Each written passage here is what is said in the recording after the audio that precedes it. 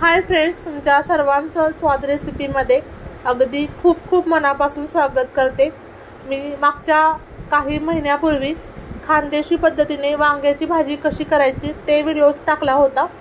तर आज आपण पश्चिम महाराष्ट्रामध्ये कशा पद्धतीने वांग्याची करी केली जाते किंवा वांग्याचा रस्सा केला जातो ते पाहणार आहोत। अगदी सोपी रेसिपी आहे, झटपट होते आणि भाकरी सोबत खूप छान लागते। आणि तसंही घरात वांग म्हणलं की सर्वांचे नाक डोळे एकाच वेळेला मुरडले जातात। तर इथं मी 4 वांगी घेतलेत, पाण्यामध्ये भिजत घालायची, त्यामध्ये थोडंसं मीठ घालायचं।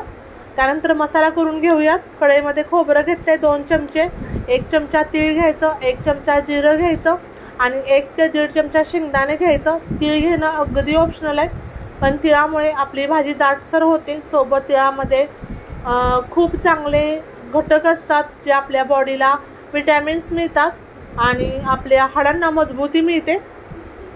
त्यामुळे शक्यतो तिळाचा वापर करायचा, हिवाळ्यामध्ये तर स्पेशल करायचा, उन्हाळ्यात नाही केलं तरी सुद्धा चालेल।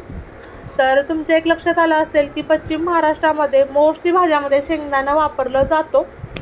तर कोणतीही भाजी तुम्ही घ्या त्यामध्ये शेंगदाण्याचा वापर असतो म्हणजे असतो।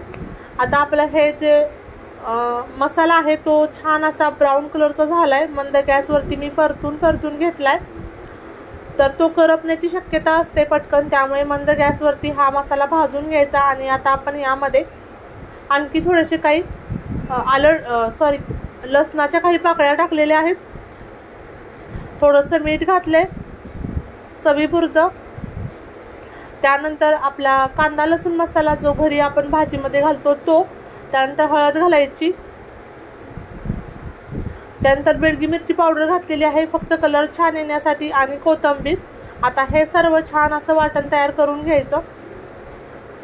आता वांगी आपली ही चिरून घेऊयात। 1 वांग घ्यायचं, त्याचा मागचा जो भाग आहे तो कट करून घ्यायचा आणि मध्ये काप करायचे, त्यामुळे त्यामध्ये आपल्याला मसाला भरता येतो, सोबत वांग किडका आहे का नाही ते सुद्धा समजतं। एका वांग्याचे 4 काप करायचे, मी स्क्रीनवर दाखवले त्या पद्धतीने। आणि अशाच पद्धतीने मी सर्व वांगी चिरून घेते। आता ही वांगी आपली सर्व व्यवस्थित चिरली गेलेली आहेत। जो आपण मसाला बनवलाय तो वांग्यामध्ये व्यवस्थित भरायचा।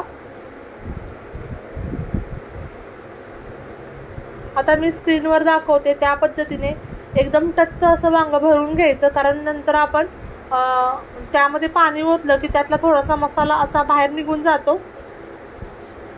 आता राहिलेला जो मसाला आहे तो मी त्या वांग्यावरतीच घातलेला आहे। आता पुन्हा आपण गॅसवर जाऊया। आता आपण त्याच कढईमध्ये भाजी करणार आहोत। तर मी ही भाजी 4 लोकांसाठी करते, अगदी सफिशियंट आहे 4 लोकांसाठी ही भाजी। तर तेल घालायचं, तर तेल मी 3 चमचे इथं घातले, थोडंसं कमी किंवा जास्त आपल्या आवडीनुसार तेल आपण वापरायचं आहे। आता जे मसाला भरलेलं वांग आहे ते तेलामध्ये घालायचं आणि हे जे वांग आहे ते व्यवस्थित परतून घ्यायचं। जर प्रथमच तुम्ही माझे व्हिडिओ पाहत असाल तर चॅनलला सबस्क्राईब करायचं आहे, जेणेकरून अशाच नवनवीन रेसिपीचं नोटिफिकेशन सर्वात प्रथम तुम्हाला मिळेल। आता आपण किती जरी म्हणलं रेस्टॉरंट स्टाईल भाजी, तरी आपण रेग्युलरच्या भाज्या ह्या साध्या सिंपलच असतात।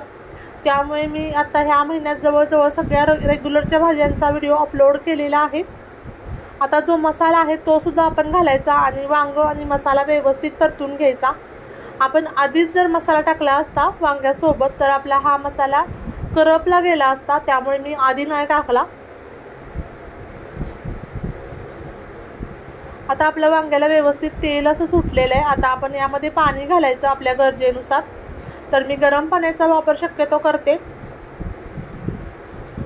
आता याला छानशी अशी उकळी येऊन द्यायची आणि वांग आहे ते ओव्हर कुक नाही करायचं, शिजलं तर पाहिजे पण जास्त असं गाळ नाही झाला पाहिजे वांग्याचा।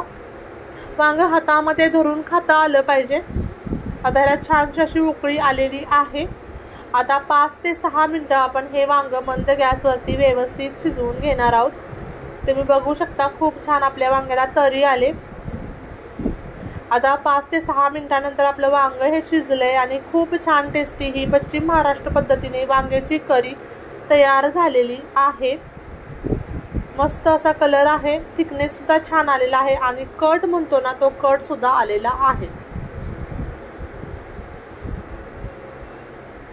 आणखी 1 मिनिटभर ही भाजी मी शिजवून घेते।